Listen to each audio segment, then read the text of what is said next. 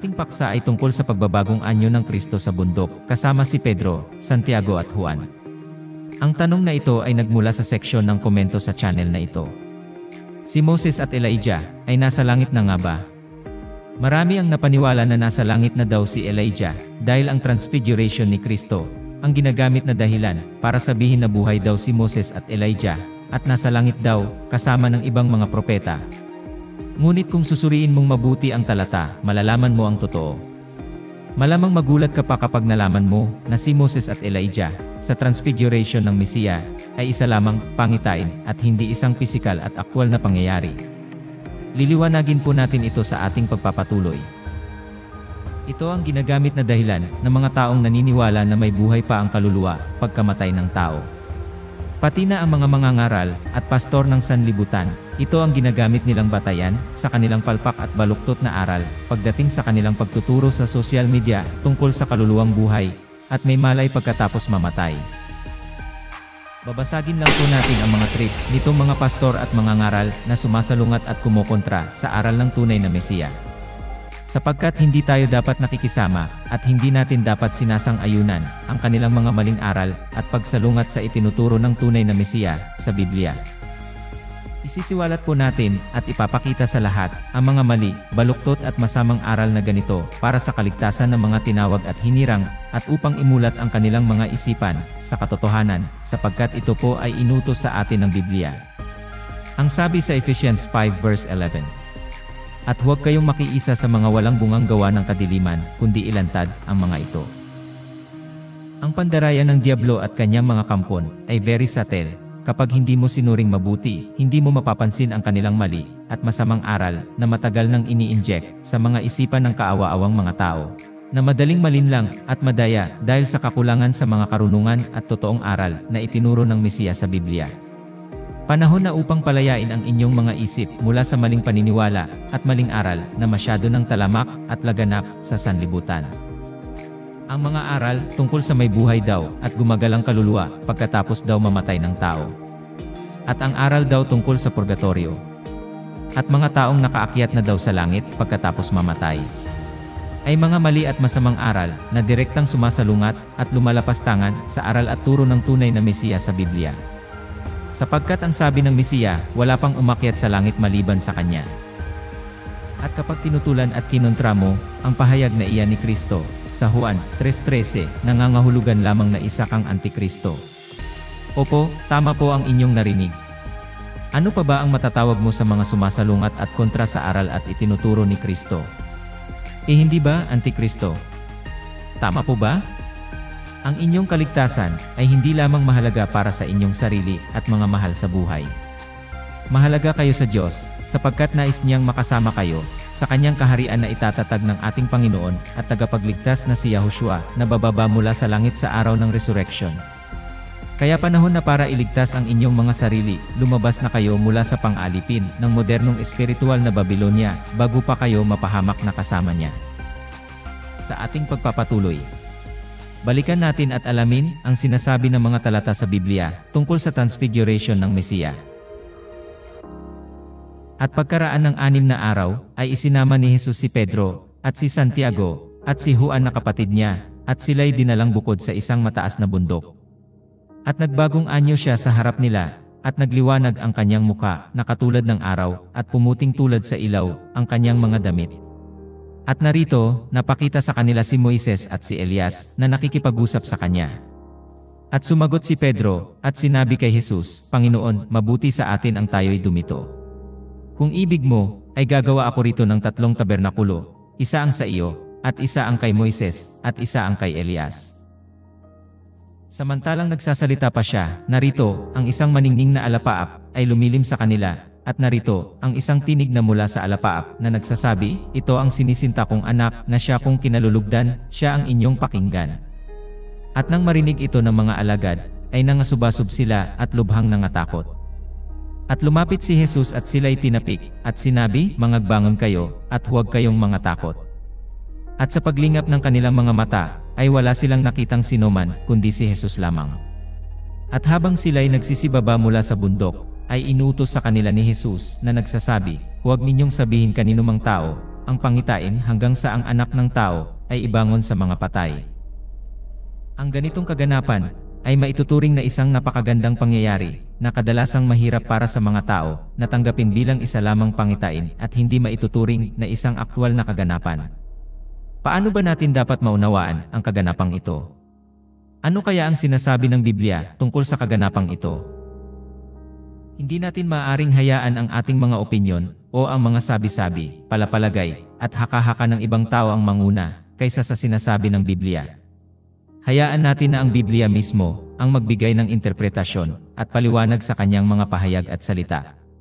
Pansinin natin ang sinabi sa Mateo 17, talatang 9. Sapagkat ito ang pangunahing talata at susi upang maunawaan natin ang kaganapan sa pagbabagong anyo ng Mesiya.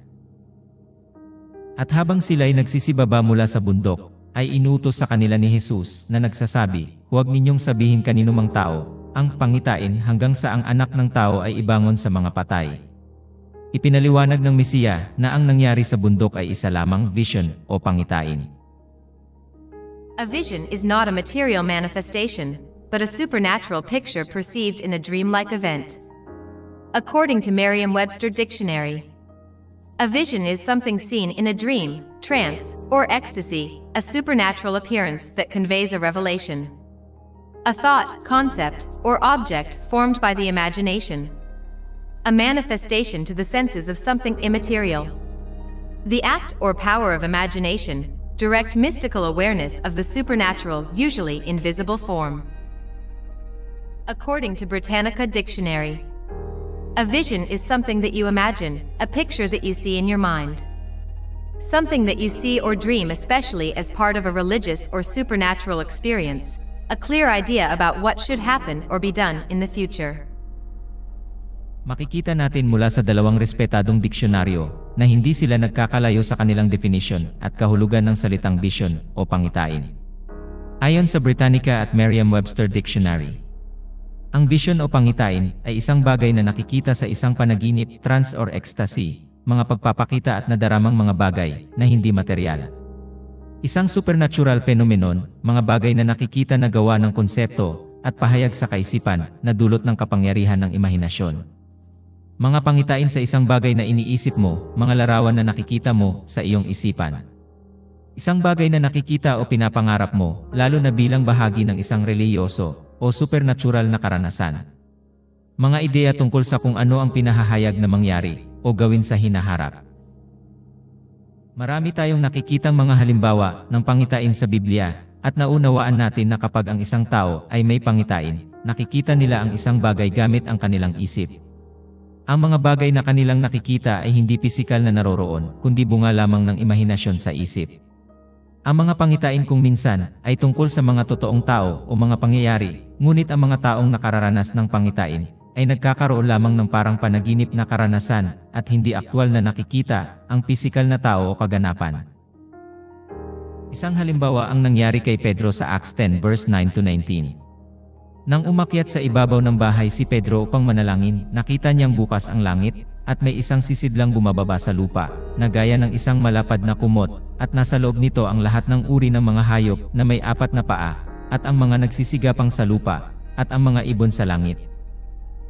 Naiintindihan naman natin na hindi naman talaga mga totoong hayop ang nakita ni Pedro na lumulutang sa langit sa loob ng napakalaking kumot, hindi po ba? At ang mga bagay na ito ay nakikita lamang ni Pedro sa kanyang isip, isa lamang vision o pangitain. Sapagkat hindi naman makatotohanan na isipin natin na mayroong talagang aktwal na iba't ibang uri ng hayop sa loob ng napakalaking kumot na nakalutang sa langit sa ibabaw ng bahay, kung saan nakita ni Pedro nang siya ay manalangin. Gayon din naman, nang ipaliwanag ng Mesiya na ang nakita nila Pedro, Santiago at Juan sa Mateo 17, talatang 1-9 ay isa lamang vision o pangitain at pinahahayag na sila Moses at Elijah ay hindi talaga naroroon sa bundok. Ang pangitain ay binigay sa mga disipulo upang ipahayag sa kanila ang isang mahalagang bagay tungkol sa Mesiya.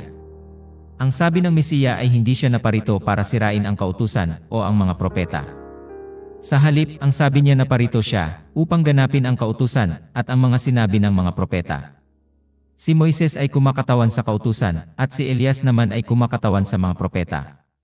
Parehong ang kautusan at ang mga propeta ay nasa pangitain bilang pagsang-ayon kay Yahushua, habang sinasabi ng tinig mula sa langit, "Ito ang aking minamahal na anak na lubos kong kinalulugdan. Pakinggan siya." Napakahalagang maunawaan na ang kaganapang ito ay isa lamang pangitain.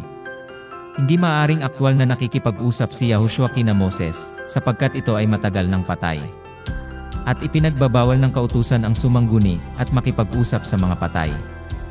At hindi lalabagin ng Mesiya ang kautusan kailanman. Sapagkat ang mga patay ay wala ng malay at wala ng alam sa mundo ng mga buhay. At wala rin naman sinasabi ang Biblia na si Moises ay binuhay mula sa mga patay, at wala rin naman sinasabi sa Biblia na sila ay nasa langit. Sapagkat walang ibang umakyat sa langit kundi ang Mesiya na nanggaling doon. Malinaw na ipinaliwanag ng Biblia na ang transfiguration ng Mesiya ay isa lamang vision o pangitain, at hindi na natin kailangang magdagdag pa ng sarili nating mga palagay at haka-haka. Nawa ay nabuksan ang inyong mga isipan sa katotohanan na ipinahayag ng Biblia. Patuloy niyong hanapin ang katuwiran, tanggapin ang katotohanan, at isabuhay ang mga natutunan. Pagpalain nawa kayong lahat ng dakilang lumikha, at ating Ama sa langit na si Yahuwah.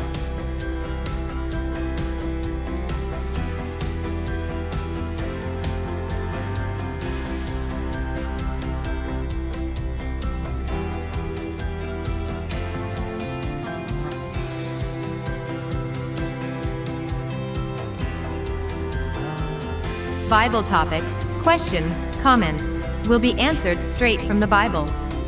We are God's work in the last days. Show your support and spread the truth. Like, share, and subscribe.